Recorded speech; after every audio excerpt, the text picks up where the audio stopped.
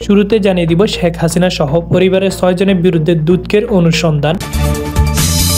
এরপরে জানিয়ে দিব পুলিশের কাছ থেকে আসামি ছিনিয়ে নিল বিএনপির নেতারা, 67 জনের বিরুদ্ধে মামলা।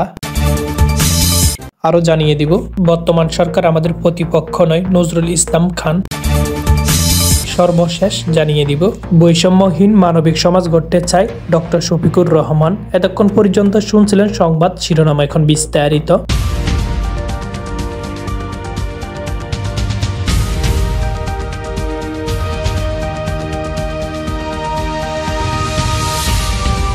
ক্ষমতার অপব্যবহার, অনিয়ম ও দুর্নীতির মধ্যে নতুন শহর প্রকল্পের 10 কাঠা করে 6টি প্লট বরাদ্দ নেওয়ার অভিযোগ সাবেক প্রধানমন্ত্রী শেখ হাসিনা ও তার বোন শেখ রেহানা সহ 6 জনের বিরুদ্ধে অনুসন্ধান শুরু করেছে দুর্নীতি দমন কমিশন দুদক। বৃহস্পতিবার 26শে ডিসেম্বর দুদক সূত্রে এই তথ্য জানা গিয়েছে।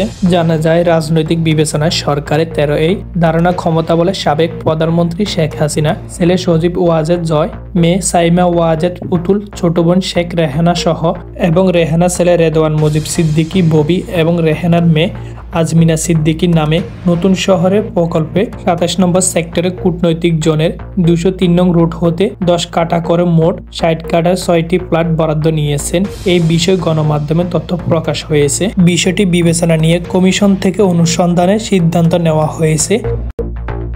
এর আগে 17 ডিসেম্বর রূপপুর পারমাণবিক বিদ্যুৎ কেন্দ্র থেকে 59,000 কোটি টাকা এবং আরও 8 প্রকল্প থেকে 21,000 কোটি সহ মোট 80,000 কোটি টাকা দুর্নীতি অভিযোগে অনুসন্ধানের সিদ্ধান্ত নেয় দুদক, যেখানে শেখ হাসিনা, তার বোন শেখ রেহানা সহ এবং তাদের পরিবারের সংশ্লিষ্টদের বিরুদ্ধে দুর্নীতির অভিযোগ রয়েছে। লক্ষ্মীপুর সদর উপজেলা ভবানীগঞ্জে মোহাম্মদ বেলার নামে মারামারির মামলায় এজাহারভুক্ত এক আসামিকে গ্রেপ্তারের পর ছিনিয়ে নেওয়ার ঘটনায় 27 জনের বিরুদ্ধে মামলা হয়েছে। বৃহস্পতিবার 26শে ডিসেম্বর দুপুরে সদর মডেল থানার ওসি আব্দুল মন্নাফ বিষয়টি নিশ্চিত করেছেন। মামলা 17 জনের নাম উল্লেখ করে আরও 50 জনের বিরুদ্ধে অভিযোগ আনা হয়েছে।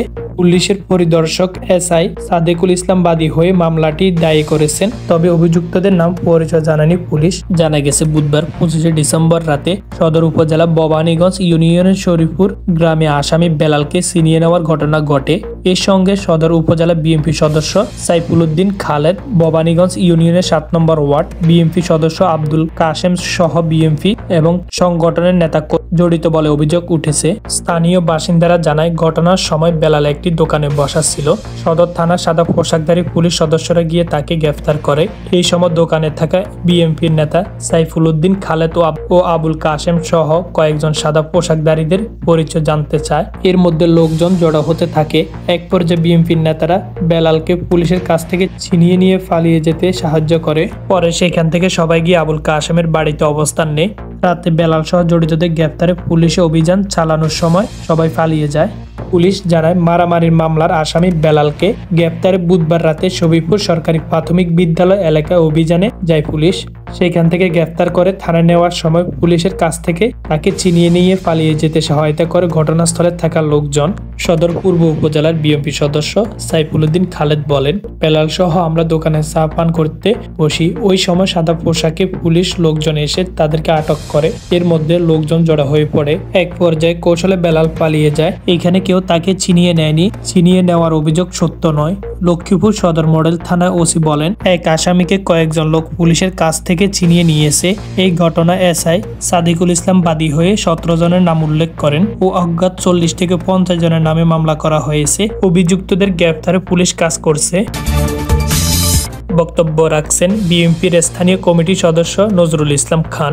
বর্তমান সরকারের উপদেষ্টা প্রতিষ্ঠিত রাজনৈতিক দলগুলোর বিষয় প্রতিপক্ষের মতো কথা বলে জানিয়েছে বিএনপির স্থানীয় কমিটির সদস্য নজরুল ইসলাম খান বলেছেন, আমরা তাদের প্রতিপক্ষ মনে করি না। তারা আমাদের প্রতিপক্ষ হওয়ার যোগ্য নয়। যার সামর্থ্য কম সে নিজের অক্ষমতা ঢাকার জন্য সমালোচনাকে অস্ত্র হিসেবে ব্যবহার করে। তিনি বলেন, আমরা তো রাজনীতি করি, তারা তো রাজনীতি করে না, তাহলে প্রতিপক্ষ হবে কিভাবে? আমরা ইলেকশন ইলেকশন করব, তারা কি আমাদের বিরুদ্ধে ইলেকশন করবে? বৃহস্পতিবার 26শে ডিসেম্বর ঢাকা রিপোর্টার্স ইউনিটের নজরুল হামিদ মিলনায়তনের রক্তাক্ত মতিহার ও রিজভী আহমেদ 22শে ডিসেম্বর 84 স্মরণে আয়োজিত এক আলোচনা সভায় প্রধান অতিথি বক্তব্য তিনি এসব কথা বলেন। নজরুল ইসলাম খান বলেন, আজকে যারা সরকারে আছে তাদের দেশ জনগণের প্রতিষ্ঠা করছে, তাদের কাছে আমাদের প্রত্যাশা কি? জনগণের কল্যাণের সমস্যার সমাধানের চেষ্টা করবেন। যারা দোষ করেছেন, অপরাধ করেছেন, খুন করেছে, দুর্নীতি করেছে, তাদের বিচার চেষ্টা করবেন। যতটা পারেন ততটা আপনি করবেন। আর যেতে গণতন্ত্রের জন্য আমরা দীর্ঘদিন ধরে লড়াই সংগ্রাম করেছি, সেই গণতন্ত্রের জন্য ক্ষেত্রটা তৈরি করে একটি নির্বাচন দিবেন। উপদেষ্টাদের উদ্দেশ্যে বিএনপির স্থানীয় কমিটির সদস্য বলেন, তাদের প্রতিষ্ঠিত রাজনৈতিক দলগুলোর সম্পর্কে কমেন্ট করা কি দরকার, তা কি প্রতিপক্ষ হবে? বিএনপির স্থানীয় কমিটির সদস্য বলেন, জিয়াউর রহমান দুর্ভিক্ষ কবলিত জাতির জন্য খাদ্যের ব্যবস্থা করেছিলেন। জামায়াতের ইসলামীর আমির ডক্টর শফিকুর রহমান বলেছেন, বৈষম্যহীন একটি মানবিক সমাজ গড়তে মানুষের মুক্তি আসা পর্যন্ত আমাদের লড়াই অব্যাহত থাকবে। বৃহস্পতিবার 26শে ডিসেম্বর সকাল 7:30টায় খুলনা ডুমুরিয়া উপজেলা জামায়াতে ইসলামীর উদ্যোগে এক পথ সমাবেশে প্রধান অতিথি বক্তব্য এসব কথা বলেন তিনি বলেন, এমন একটি বৈষম্যহীন মানবিক সমাজ আমরা হাতে হাত মিলিয়ে গড়ে তুলব। এমন একটি সমাজ আমরা বাংলাদেশে কায়েম করতে চাই। আদালতের দরজায় গিয়ে কান্না করতে হবে না ন্যায় বিচার পাওয়ার জন্য, অথচ আদালত বাধ্য থাকবে মানুষকে ন্যায় বিচার দিতে। ন্যায় বিচারের ভিত্তিতে একটি দেশ ও জাতি গঠন না হওয়া পর্যন্ত আমাদের এই লড়াই চলতে থাকবে। সেই লড়াই আপনাদের কাছে কিছু জিনিস চাইবো। আমরা যদি ন্যায় পথে, কল্যাণের পথে থাকি, আপনারা একটু আমাদের ভালোবাসা দিয়ে পাশে থাকবেন।